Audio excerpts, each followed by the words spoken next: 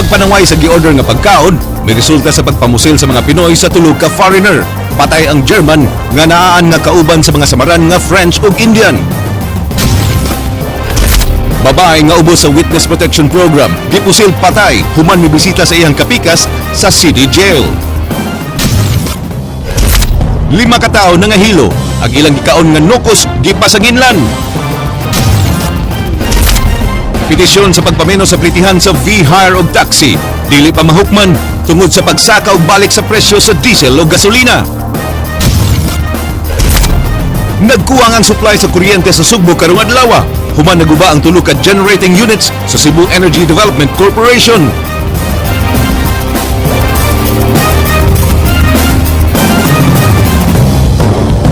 Maayong hapon Sugbo, Kabisayan, aniya na mga balita uban ang kinitibukang puwersa sa News 5 Cebu. Karong adlaw Biyernes, petsa 20 sa buwan sa Pebrero, tuig 2015, ako si Glenn Soco. Kay dili stable ang presyo sa lana karon, di pa makahukom ang LTFRB Central Office kung angay na bang minusan ang flag down rate sa mga taxi ug V-hires. Kainumduman nga dunay petisyon nga nag-ungong sa LTFRB bahin niini dihang nagsigig us-us ang presyo sa lana apan ning bag-o lang ni saka nasab ang presyo. Andrea Patenya, Suginlimi.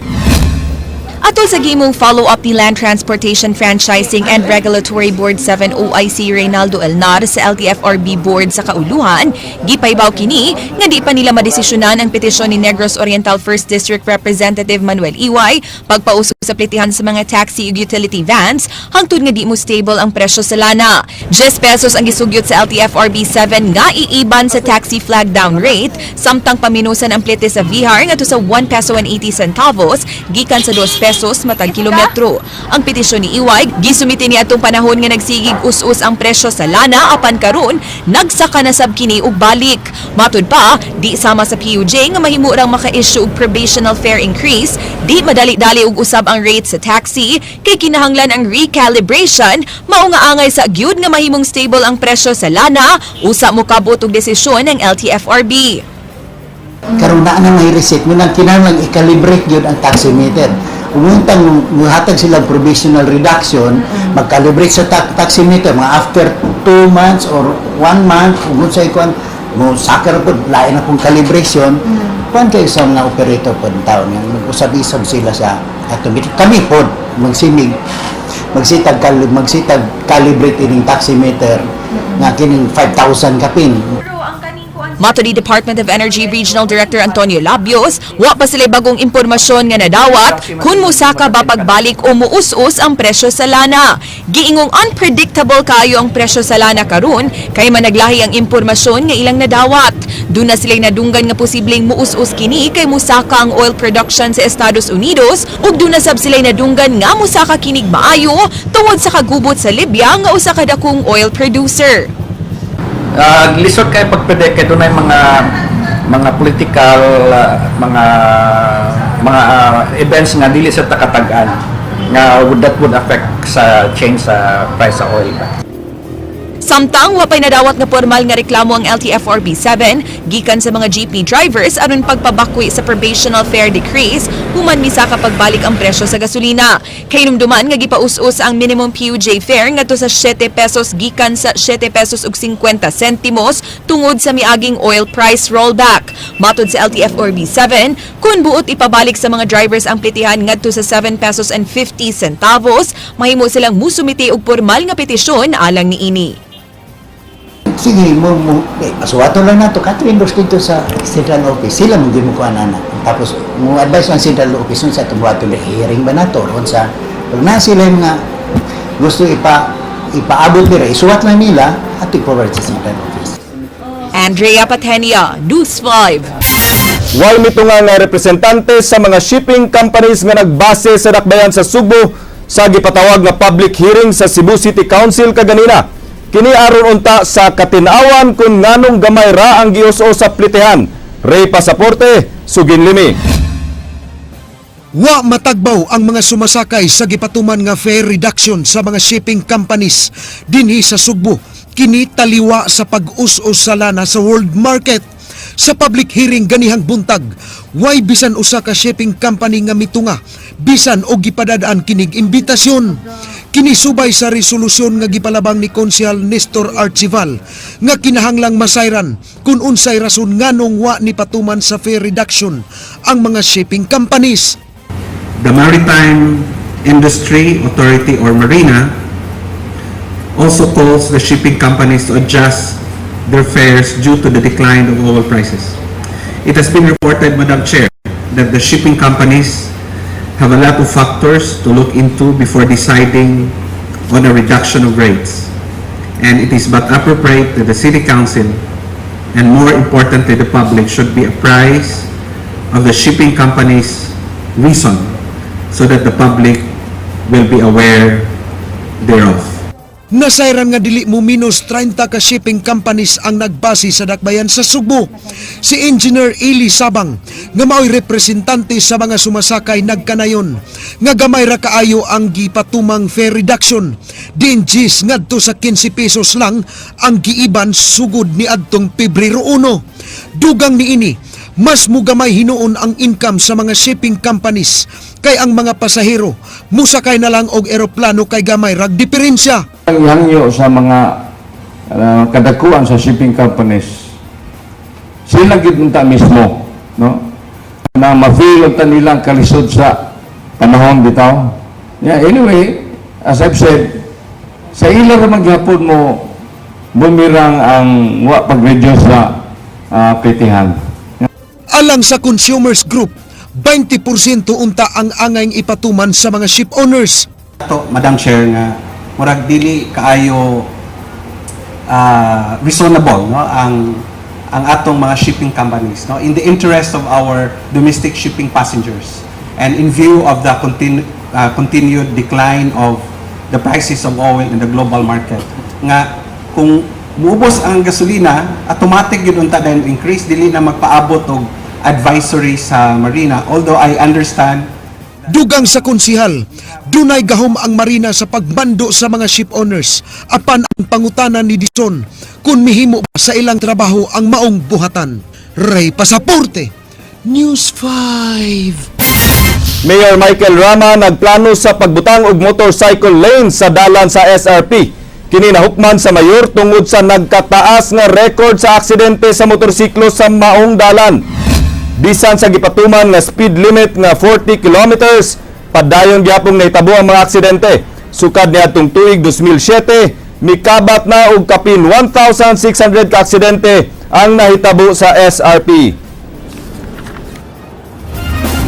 No, I'm not saying di pag yun ang motor. Butangan na diya. Naman ko na, kapitan na ingon ko, nabay ka study lagi diya, unsa man ang lugara, certain area. Namingon ako, pwede ang motor with this specific engine. Number 2, pwede dili kinahanglan na specific butangan lang linya na mao ni para motor lane. Bagong sistema ipatuman sa Metropolitan Cebu Water District kon MCWD aron mas dali nilang matubag ug masulbad ang mga problema sa water connection. Kini ang gitawag nga SCADA, kung Supervisory Control and Data Acquisition.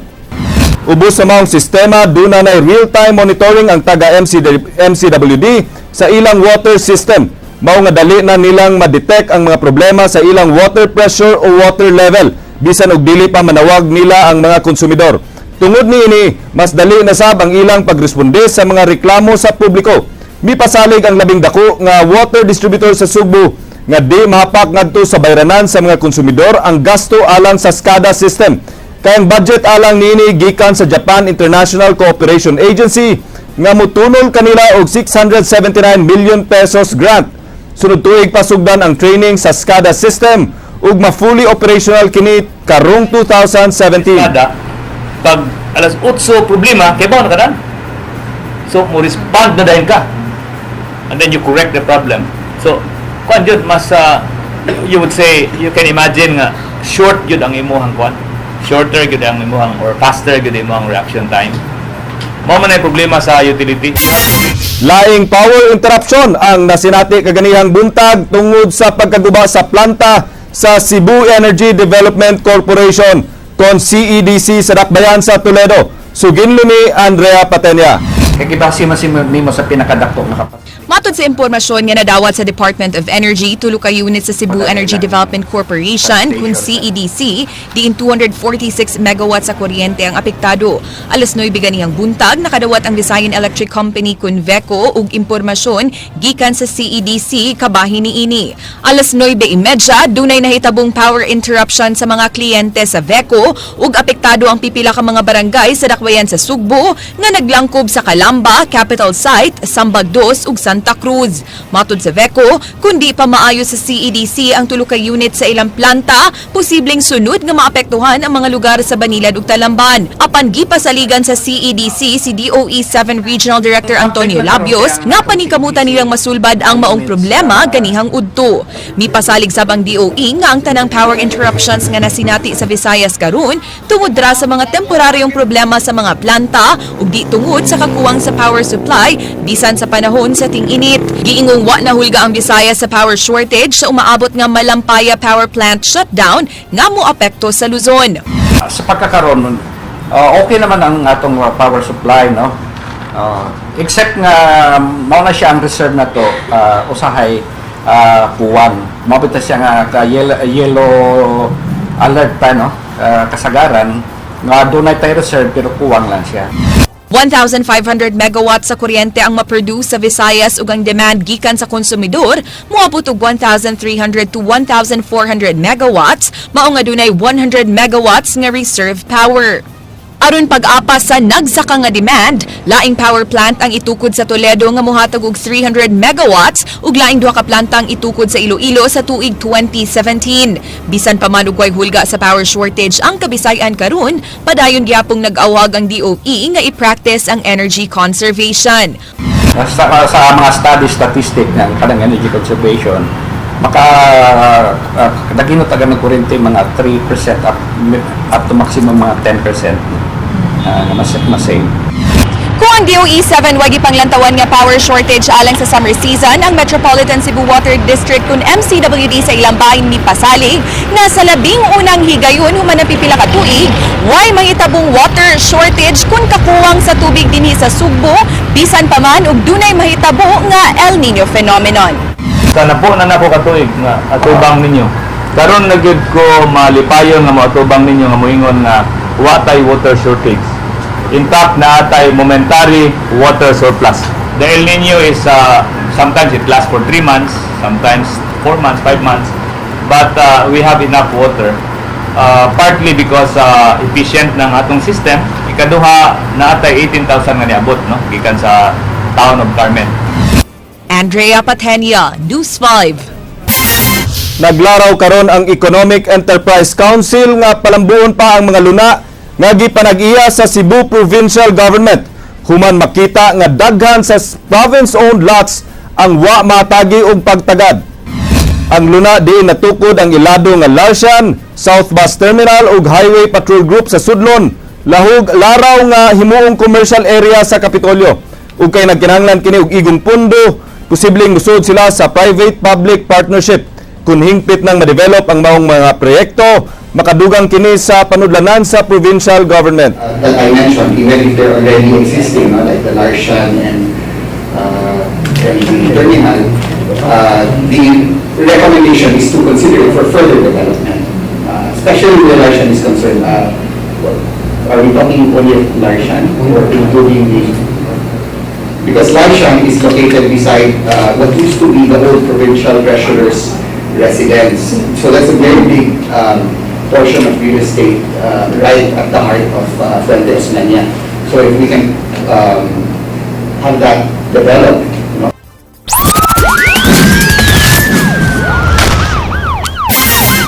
Padayon pang nagtigom og dugang ebidensya ang kapulisan sa Dakbayan sa Talisay sa nahitabong pagpamusil sud sa usa ka fast food chain sa barangay Tabunok.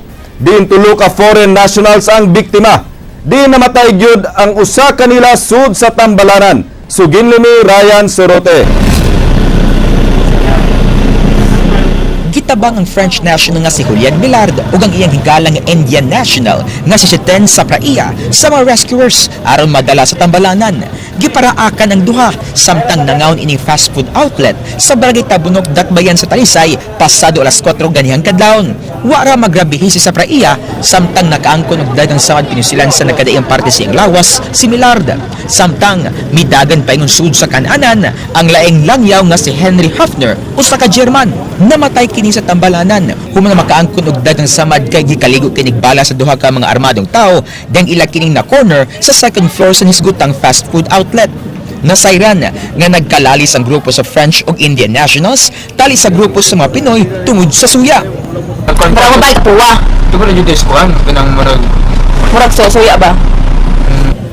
Mga pagkatagtaod, usa ka motor ang mihunong kilid sa kananan o girakrakan ng duha ka langyaw hinungdan nga nabuak ang bildong pultahan o nabulit sa inigan sa bala ang haligi. Luwas ra hinuon ang 5 ka mga staff ug crew ining fast food outlet.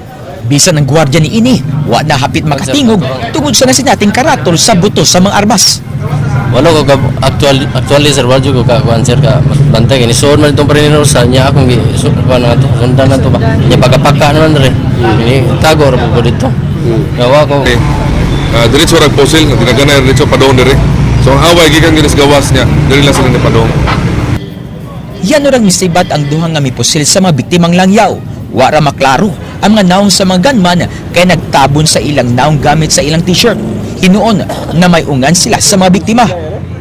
Ang ilahang dili kining ilang t-shirt ba? Yana nila. So di na to maklaro ilang naong. Pero kailan nga to, kasi sa itong mga tawhana. Pero wala ko klaro sa mga pero kailan dyan ko tamo ko saan daw to sa. Para mabay ka puwa. Ito na yung diskuhan. Di mo minus sa 20 kakabhang sa kalibre 45 ug 9mm ang nagpasad sa crime scene. Wa pa matino sa kapulisan kung kaila ang German national nga nagpuyo sa Barangay Tisa, Cebu City ug silang Millard ug Sapraia nga namuyo sa Barangay Puok, Dakbayan sa Talisay. Bisan sa kapisi animang lugar sa Barangay Tabunok dindagan kay mga tao ug na masahero dinhi nahitabo ang laing dugoong insidente nga naglambigit sa mga foreign nationals. Apan naglisod karon ang kapulisan sa investigasyon gumikan sa kamaro sa mga mamumuno bisan dunay CCTV camera nga makatabang sa investigasyon. Apan hangtod sa pagkakaron blanco pa ang kapulisan sa mga namusil. Ryan Sorote, News 5. Pagsaway sa giorder nga pagkaon nga may resulta sa panaglalis. Mao ang gituan nga hinungdan sa pagpamusil sa tulo ka foreigner sulod sa McDonald's sa Tabunok, Talisay. Ang German gituan nga naaan lang sa gisugo nga mga gunmen. King Perez, Suginlimi. Sa nakuwang impormasyon sa Talisay Police, dili kauban ang napatay nga German sa French ug Indian kinsa nga samaran sa pagpamusil. Ang French uban ng Indian dunay gikalaris nga duha ka mga lalaki ug usa ka babae nga tupad nila og table. Gisaway kuno sa mga Pinoy ang garlic rice nga ilang gi-order ug nasuko ang fiancé sa French nga may resulta sa panaglalis. Dihang mibiya ang ilang gikalalis sa kayang itom nga sakyanan, gipangayo sa Indian ang video sa CCTV sa McDonald's.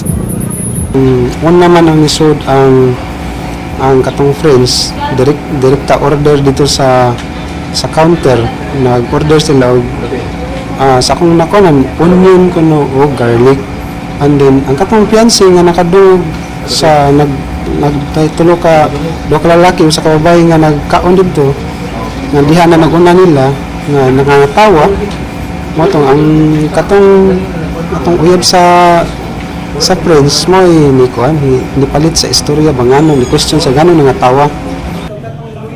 Ang German uban siyang partner nga may order sab sa fast food chain nang gawas aron mugikan na unta paingon sa Oslob. Nasugatan nila ang tulo ka mga nagmotorsiklo nga pulos nga adunay angkas ug dayon na musil. Nanagan sila balik sulod sa McDonald's apan gigukod hangtod sa second floor ug gipusil ang German. Human sa pagpamusil sa second floor, lain usab ang namusil sa pundok sa French ug Indian sa ground floor sa McDonald's. Nagtuo mga pulis nga naaan lang ang German. Ang katong uyab sa German naa siya na nakitaan nga tulo ka motor nga sa iyan lang pong nakuha nga diha gipusil pod ang katong German nga naigo sa iyahang bukton dayon ngay tabang dito sa mga crew sa taga Macdo din ni saka sa dito sa stock room. Itandi karon sa kapulisan ng mga hulagway sa mga sospek sa mga nailang kriminal sa Sugbo.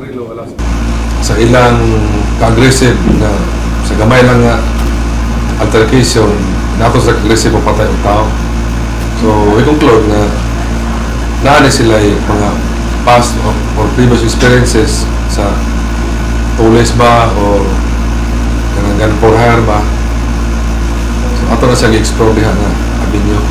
Tungod sa nahitabong pagpamusil kaganihang kadlawon nga may resulta sa kamatayon sa usa ka German national ingon man sa mga samdan nga langyaw, ipasusi karon sa kapulisan sa Dakbayan sa Talisay kung adunay tulubagon ang maong establishmento, labaw na kung adunay kakuwang sa mga security measures nga may resulta sa maong hitabo.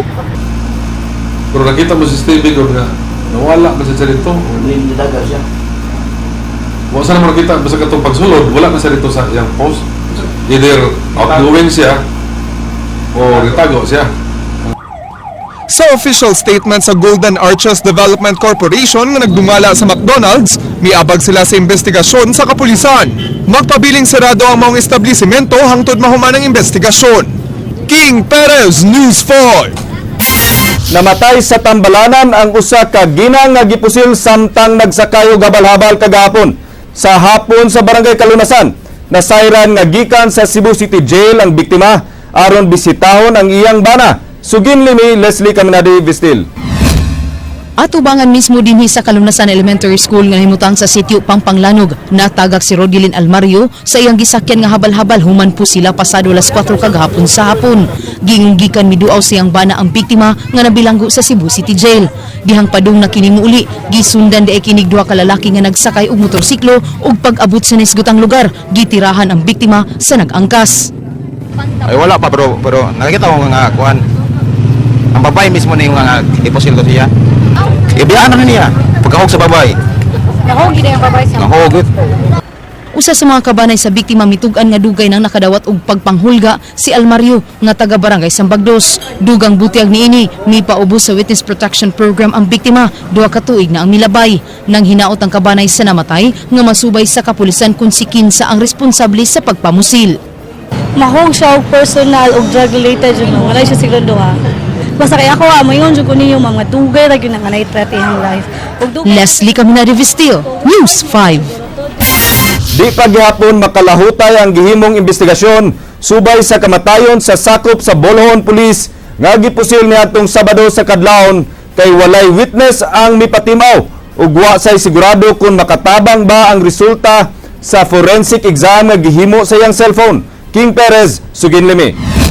Nahuman na sa Anti-Cybercrime Group 7 ang ilang gihimong forensic examination sa cellphone ni SPO4 Azul sa Gismar. Ang sakop sa Bolohon Police nga gipusil patay sa lungsod sa Minglanilla niadtong Sabado sa kadlawon. Wa gibutyag sa pangu sa Anti-Cybercrime Group ang mga detalye sa ilang gihimong pakisusi, kaya ang investigador ay maka-assess kung makatabang ba ang resulta sa investigasyon. And as of now, the result of the examination is now ready for pick up by the requesting party. So as to the content of the result of the forensic examination, we cannot give details because di man namo ang kaso. Wapay suspect kon si kinsang nagpusil sa biktima kay matud pa ni Cebu Provincial Police Director Noel Guilliamac nga wa gyapon mibarog nga eyewitness sa mga insidente. Padayon pa ang pagkisusi sa tinuod nga motibo sa kamatayon ni SPO4 sa Gismar. Lakip na niini ang personal grudge ug sa iyang pagkapulis niini. Gidudahang dunasay kalambigitan sa illegal nga drogas ang kamatayon ni sa Gismar. Ikumpirmar ni Guilliamac nga ang mayor mismo sa Minglanilla mo'y nagpare-assign sa namatay pulis gikan sa Minglanilla Police ngadto sa Bolohon Police. Human dunay mga pagduda sa maong pulis.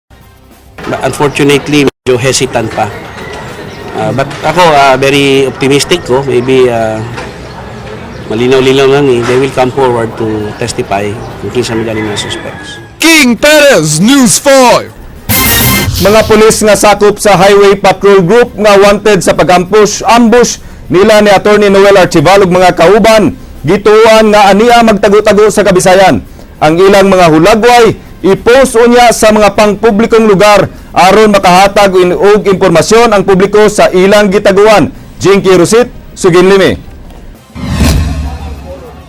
National Bureau of Investigation 7 nagtuo nga aniara sa Kabisayan nagtago-tago ang tulog ka mga pulis nga sakop sa Highway Patrol Group nga wanted sa pagpatay nila ni Attorney Noel Archival ug sa mga kauban niini. Matud ni Attorney Dominador Sima Franca nga daghan na sila og nadawat nga impormasyon sa nimutangan nilang Senior Superintendent Romualdo Iglesia, Senior Inspector Joselito Lerion ug PO1 Alex Bacani. Nga magpatabang mi sa publiko nga muhatag og impormasyon sa amoa para at least amo na silang mabalidate. Atol sa unang tuig nga kasumaran sa ambush, gibutyag sa pamilya ni Archival nga gipatasan na nila ang reward money ngadto sa 500,000 pesos alang sa makatudlo sa nahimutangan sa tulo ka sakop sa HPG. Tag 200,000 pesos ang patong sa ulo nila ni Iglesia ug Lerion samtang usa ka gatos ka libo ka pesos ang kang Bacani. We would treat those who give information to us in a confidential nature. Di na ito ipahibalupod madan. Nagplano ang NBI sa pagpost sa mga hulagway nilang Iglesia, Lerion ug Bacani sa mga pampublikong lugar aron daling madakpan. Sila nagatubang sa mga sumbong nga murder ug frustrated murder tungod sa gihimong pag-ambush nga nitabo usa ka tuig na ang milabay. Jinky Rosit, News 5. City Hall dili manumbaling nga pribado ang luna nga gitukuran sa mga nasunugan sa Barangay Pardo. Sila mutabang sa pagpahiluna ug balik sa mga biktima sa sunog bisan og pribado ang luna nga gitukuran niini. Ray Pasaporte, Sugin Limi. Kuan gyud nga ang atuwag yung proseso niya na labi na kana mga tawo nga apektado sa sunog. Wa gyud tay issue ana nga kung makabalik ba sila o dili. Kung dili didto man na sila daan, ang atuwa lang kay nasunugan na dili na nato punaan pa ang problema gani nya labi na. Kini ang pamahayag ni Colin Rosel, ang pangu sa Department for the Welfare of the Urban Poor. Usa ka gatos ka balay na sunog sa Sitio Kawayan, Poblasyon Pardo ni adtong Miyerkules. Pribado ang nanag-iya sa luna nga gitukuran sa ilang mga balay. Nature sa yuta tanan nga mga pagpangangkon wala tay problema ni ana. Kung dili ang atong buhaton sila nga naapektaran tanan sa sunog mao sa ni atong gihimong paagi nga sa syudad sa Sugbo, mabalik yun nga to sa tagsa-tagsa nila. Sa higayon nga makabalik pagtukod sa ilang mga balay ang mga biktima sa sunog, usa ka reblocking ang himuon sa City Hall aron dunay kaagian panahon sa emerhensiya. Para for sure, wa man gyud na siya gyud ma-block, no? So, ang ato lang ma-establish lang ang iyang mga pathwalks, kanang alleys, mga road networks or asa sila kaagi in times of emergency. Ingon pagkakaron, gihashasa nila ang listahan sa mga biktima alang sa financial assistance aron malikayan kadtong mukalit og pangangkon nga sila biktima usab sa sunog. Ray Pasaporte, News 5. Duha ka inahan uban sa tulo nila ka mga anak nangahilo sa gisud-an nilang nukos kaganina. Matud sa nagluto niini, limpyo ang iyang sudan ug posibleng ang kahugaw sa dapit nga gipuy-an sa mga biktima mao'y hinungdan nga nangalipong sila. Eksklusibo, Sugin Limi, Jinky Rosit. Nalandig din sa Cebu City Medical Center ang 5 ka mga residente sa sitio Narsubi, Barangay Labangon, Dakbayan sa Sugbo, human mangaon og nukos nga mo'y ilang gipaniudto kaganiha. Pasangil sa mga bana sa mga biktima, ang nukos nga gikaon sa ilang mga asawa ug anak mao'y nakaingon sa ilang pagsuka ug pagkalipong. Ang mga biktima naglangkob sa 2 ka mga hamtong ug 3 ka mga bata. Mauli lang gituan kay mauli lang gikaon, ma'am. Wala mo lang gikaon? Wala yun. Tanaw ko sumatan ako, lagom naman. Hindi ako na sagdaan na ako, bata na ko. Ako may basulon nga. Oh, asam ko mo basol. Ana silingan, nagkuhan. Nagun mo kong pagkaon, gudikan ko na ni mo. Ang naninda sa nukos nga si King miingon nga halos tanan sa iyang mga silingan ang nipalit sa iyang tinda kagabii apan wa kini maunsa gawas sa pamilyang Abelia ug Gabato. Gani usa ka residente ang misuway pa og kaon sa nukos pag siguro nga luwas kini. Wa mi kay bawan na nga nagsuka-suka sila. O kay wa mi kakita nga unsay gikaon nilang lain kay dili na kana gikaon nila. Daghan ba sila gikaon? Laing gitudlo nga gigikanan sa pagkaon mao ang mismong nagluto sa nukos ug mihatag inis sa mga biktima nga si Gina. Apan alang niya, limpyo ang pagkaluto sa pagkaon ug posibleng ang kahugaw sa palibot mo'y hinungdan sa hitabo. Kon is limpyo ang akong kabubuton nga gihatag nako nila kay which is permanente naman sa nako ginabuhat nga tagaan gyud nako silang pagkaon. Wala karon lang nahitabo nga kanang ambot to o kahibaw mo. Anaa pa sa tambalanan ang mga biktima ug padayong giobserbaran. Jinky Rosit, News 5. Gipresentar kaganihang buntag sa Camp Arcadio Maxilom ang bag-ong mga sakop sa Special Weapons and Tactics Division atubangan sa mga kadagkuan sa lokal nga kagamhanan sa Segundo Distrito kay sila ipang-assign sa tulo ka nga strategic areas sa maong distrito. King Perez, Suginlimi. 30 ka mga sakop sa SWAT mo'y idugang sa 2nd District sa lalawigan sa Sugbo, din bahinon sila sa mga strategic areas sa bagatang bahin sa lalawigan sa Sugbo. Napo kanila i-assign sa lungsod sa Argao, Santander ug Moalboal. Matod ni Argao Mayor Edsel Galios, dakong tabang ang SWAT sa iyang lugar. Nasayran nga dunaray 24 ka mga pulis ang Argao, nga dunay gibanabanang populasyon nga 80,000 ka mga tao.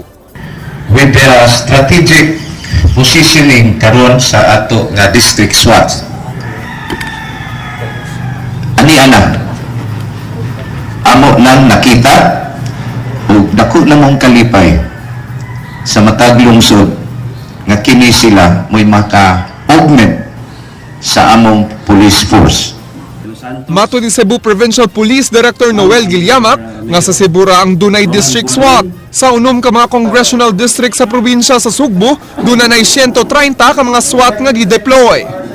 Nga sa ato mga guidelines sa Camp Crame, maka-organize lang yun og SWAT are those highly urbanized cities. But kini nga tuwang gibuhat karon, this is a very unique because this is the only province in the whole Philippines na naigitawag nga district SWAT. Dako sab nga tabang ang dugang SWAT sa pag-neutralize sa mga armed group sa kalungsuran. Labaw na karong election period alang sa umabot nga pinili ay sunod tuig. Sa akong opisina, sige text ako about the problem in the mountain barangays of Alcoy, Dalaget, diya sa Hulumainon and Nugas. Tungod lagi sa mga criminal groups that are operating for several years na namanamas tamas sa mga atong mga kaingsunan dito sa kabukiran. King Perez, News 5. Maukadto ang mga balita sa Aksyon Bisaya, kini si Glenn Soco. Bisan asa, bisan kanusa. Kapatid, kay di lang kutob sa balita, aksyon!